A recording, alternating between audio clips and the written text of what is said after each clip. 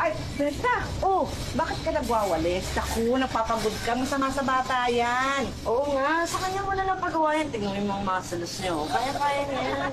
Ilang paso kaya ito sa utak mo. Okay lang, kaya ko pa. Malapit ka na ba mga anak?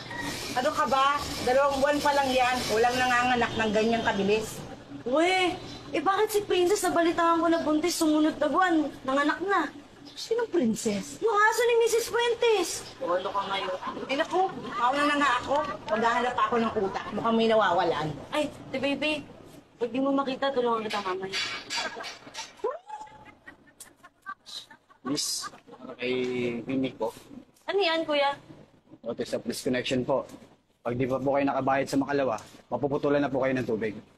Sige. Hindi po. Disconnection? Ba't di ba nagbabayad sila Aling Mimi? Hindi ko alam. Oy, Berta! Ang init-init, mamaya ka na magwalis. Ano ang ginawa mo? Sabi mo mamaya na. Hindi yan ang ibig ko sabihin. Bakit niyo po sinabi? Ay, nagsama pa kayo. Masisira ang ulo ko sa inyo. Ba't di mo po binigay yan?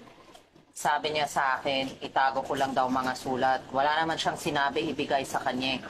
Alam mo, kung iba yan, binigay na nila sa amo nila.